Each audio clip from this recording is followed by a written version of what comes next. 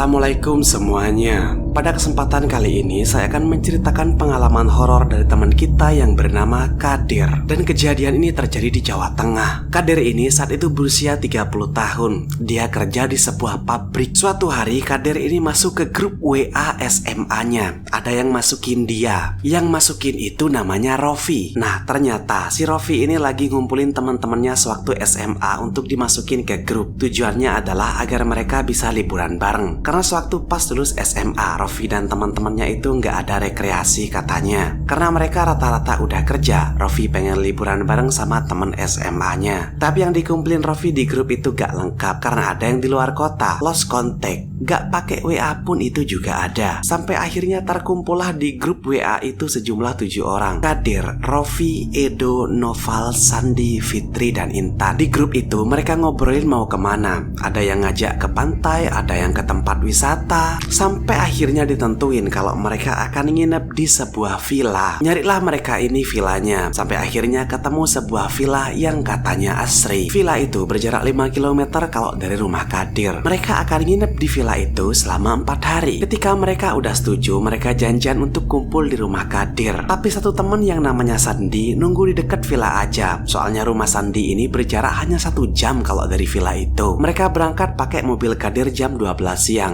Jemput Sandi dan langsung menuju villa. Di jalan menuju ke villa itu ada perempatan. Kalau lurus itu ke hutan, ke kiri ke villa, ke kanan ke kota. Udah dikasih ancar-ancar. Pas sampai di perempatan itu, Rofi nelpon pemilik villanya. Sekitar 20 menit, pemilik villa datang jalan kaki dari arah jalan lurus depan mereka. Jalan dari arah hutan. Badan pemilik villa ini keker, tinggi, suaranya berat. Kira-kira tinggi pemilik villa itu di atas 180 cm.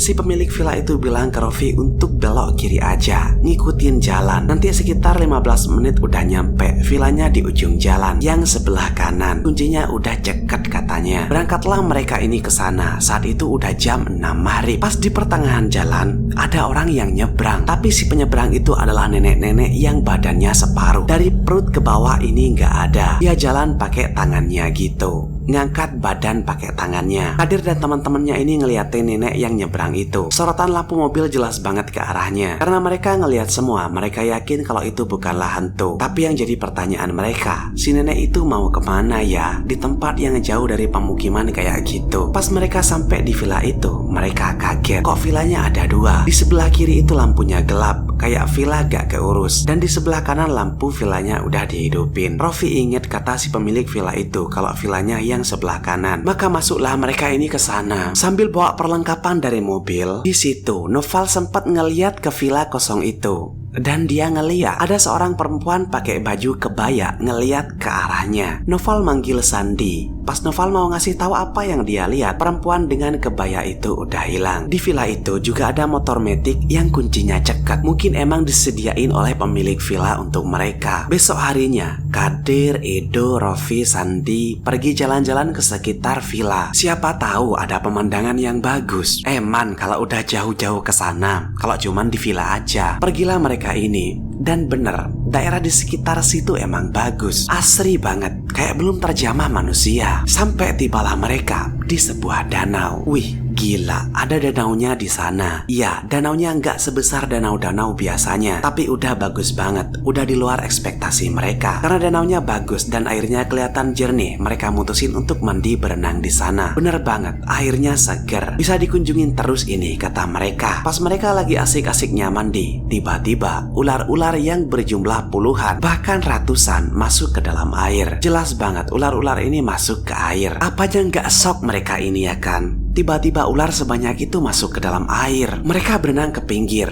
Rofi yang di paling belakang teriak, jangan keras-keras. Mungkin yang dimaksud keras-keras itu adalah jangan terlalu keras nyipratin air ketika mereka itu berenang. Kan bahaya kalau ularnya itu nanti bisa nyadarin keberadaan mereka di sana. Pas udah bilang gitu, Rofi ini di belakangnya ada yang manggil, "Hey," gitu. Pas Rofi ini noleh, ternyata di belakangnya ada sosok perempuan yang wajahnya ini bersisi ular. Matanya kuning, menjulurkan lidah kayak ular. Di situ Raffi teriak dan berenang secepat mungkin ke pinggir. Mereka naik semua dan pergi ke arah villa. Pas mau sampai ke villa, Raffi ini bilang ke teman-temannya untuk nggak usah nyeritain tentang apa yang terjadi di danau. Biar liburan ini bisa seru, nggak ada yang takut katanya. Pas sampai di villa, Intan nanya, "Kok basah semua baju kalian?" "Iya, mandi di sungai, tapi sungainya jelek," kata Edo. Pas udah jam 7 malam, mereka ini ngobrol-ngobrol. Asik banget, tapi kayak ada yang kurang. Di sana nggak ada gitarnya. Oleh karena itu, Sandi berinisiatif untuk ngambil gitar ke rumahnya. Rumahnya kan cuma sejam dari sana. Gak apa-apalah agak jauh. Yang penting mereka bisa nyanyi-nyanyi sampai pagi. Masih nutut kalau berangkat sekarang sambil beli gorengan, kata Sandi. Berangkatlah Sandi sama Noval naik motor yang emang udah ada di villa itu. Turun mereka ini. Pas mau sampai ke perempatan yang mau menuju villa itu, di sana udah ada pemilik villa berdiri di tengah jalan dengan badannya yang tinggi besar itu. Pemilik villa itu bilang ke Sandi dan Noval, "Kembali kalian, jalan ke arah kota ditutup, ada longsor," katanya. Sandi yang terintimidasi dengan badan besar pemilik villa ini cuma ngangguk aja. Apalagi kata dia ada longsor kan. Pas mereka muterin motornya, si pemilik villa ini membalikkan badannya, jalan kaki menuju jalan yang ke arah hutan itu. Disitulah Sandi dan Noval ngeliat kalau kepala pemilik villa itu di bagian belakang hancur, penuh cairan merah ke punggungnya, bahkan bagian dalam kepalanya itu kelihatan. Sandi dan Noval ngebut, feeling mereka nggak enak. Pokoknya mereka akan ngajak teman-temannya pulang. Ini udah gak bener. Pertama masalah danau, sekarang masalah pemilik villa itu. Tapi sayangnya ketika mereka sampai ke villa, semuanya udah terlambat. Teror udah dimulai. Di sana Intan kesurupan, dan kesurupan Intan ini nggak main-main. Brutal banget. Padahal Intan cewek kan, tapi tenaganya gak kalah sama cowok. Jadi emang bukan kesurupan biasa. Si Intan ini udah ngegigit pipi Fitri sampai berdarah, nyakar Kadir,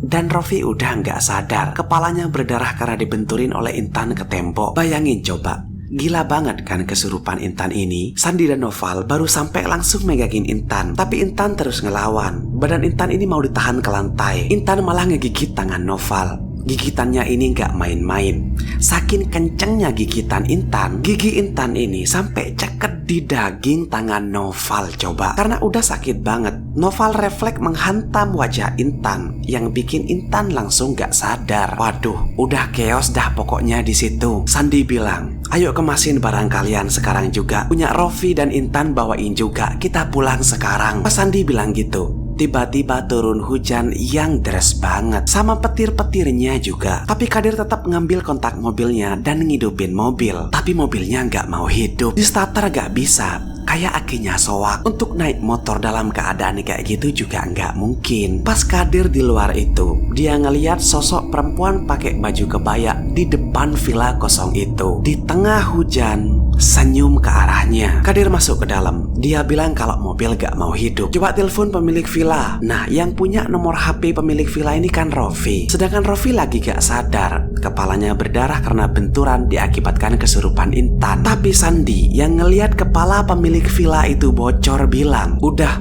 jangan nyebut-nyebut pemilik villa lagi. Dia kayaknya ada kaitannya dengan semua keanehan di villa ini." Ketika yang lain juga ngidupin HP, sinyalnya nggak ada. Mereka nggak bisa ngubungin siapapun. Ketika petir menyambar, itu kan putih ya, karena ada kilatnya kan. Pas kilatan itu, mereka ngelihat dari luar jendela. Udah banyak orang-orang yang mengelilingi villa itu. Sandi langsung bilang, "Tutup semua pintu dan jendela." Karena Fitri ingat kalau dia bawa Al-Quran di tasnya. Diambillah Al-Quran itu dan ditaruh di atas meja dekat pintu keluar. Tujuannya biar siapapun yang berniat jahat dari luar gak bisa masuk. Pas mereka lagi ngunciin pintu dan nutup jendela, mereka baru sadar kalau Intan yang tadinya kesurupan dan pingsan karena ditonjok Noval udah nggak ada. Waduh, bahaya nih. Kadir lalu nyari Intan ke ruang belakang, kayak dapur gitu. Pas masuk ke dapur itu, Kadir ngeliat sosok perempuan yang berpakaian kebaya lagi megang kepalanya sendiri dan wajahnya lagi senyum ke arah Kadir. "Masya Allah," kata Kadir. Kadir langsung lari ke teman-temannya. Pas udah keluar dari dapur, Kadir ini ngeliat Intan lagi berdiri megang parang. Waduh, Ternyata Intan masih kesurupan, megang parang lagi. Entah dapat dari mana. Setelah itu, Intan nyebetin parang itu ke Fitri. Tapi Fitri nunduk. Parang itu kena ke lemari kayu yang bikin parangnya cekak. Kadir langsung megangin badan Intan. Edo dan Sandi juga. Tapi Intan gigit Kadir di bagian pundak. Sakit banget katanya. Sandi ngambil tali dan ngikat Intan. Barulah dia bisa diem. Di pintu depan ada yang ngetuk, tapi gak ada yang bukain. Di situ Sandi dan temennya yang masih sadar ngasih pertolongan pertama. Kayak ngikat kepala Rofi pakai lakban, tangan Fitri, Edo juga. Pokok gimana caranya biar mereka bisa bertahan selama mungkin. Tapi gangguan gak berhenti di situ. Hujan dan petir gak berhenti semalaman. Angin kencang banget sampai beberapa genting itu copot berterbangan. Pas jam 3 pagi karena mereka semua udah capek, ngantuk, dan lagi Intan udah aman diikat gitu. Mereka semua tidur. Paginya mereka bangun, nyalain mobil, dan bisa hidup. Rofi udah siuman. Mereka masuk semua ke mobil, termasuk Intan yang lagi diikat. Intan saat itu masih tidur. Ketika sampai di perempatan mau ke arah villa, mereka menuju ke arah kota untuk ke rumah sakit. Untunglah mereka semua selamat, siuman semua. Termasuk Intan udah sadar. Pas di jalan Intan ini bilang kalau dia nggak inget apa-apa. Dia cuma mimpi diajak mandi di sebuah danau sama perempuan pakai baju kebaya. Selain itu nggak ada lagi. Intan juga bilang kalau dia lagi datang bulan. Entah ada kaitannya atau enggak dengan kesurupannya. Soalnya kan masuk ke daerah baru ya. Mungkin aja. Setelah sampai di rumah sakit, diobatinlah mereka semua. Diperban yang luka-luka, gak ada yang dijahit. Setelah dari rumah sakit, jam 3 sore, mereka langsung pulang semua. Lewat lagi lah mereka ini di jalan perempatan villa itu. Pas sampai di perempatan, ternyata jalan mau menuju villa itu udah berubah. Jalannya jadi kayak mau ke hutan. Jalanannya dipenuhi rumput liar, dan ada pagar besi yang nutupin jalan ke arah villa. Ada gapuranya juga. Mereka bertanya-tanya, ini perempatan mau ke villa kan? Kok berubah ya? Ngebutlah mereka ini. Pas dicek nomor pemilik villa ini di HP Rofi, ternyata udah nggak ada juga. Setelah beberapa hari, Sandi yang rumahnya sekitar 1 jam dari villa nyari informasi tentang tempat itu. Tapi ada beberapa yang bilang kalau tempat itu dulunya adalah tempat pemujaan agama tertentu. Baik, itu adalah pengalaman horor dari teman kita yang bernama Kadir. Kalau kalian punya pengalaman horor yang pengen dibagiin juga, kirimkan ke email di deskripsi. Makasih udah nonton sampai akhir.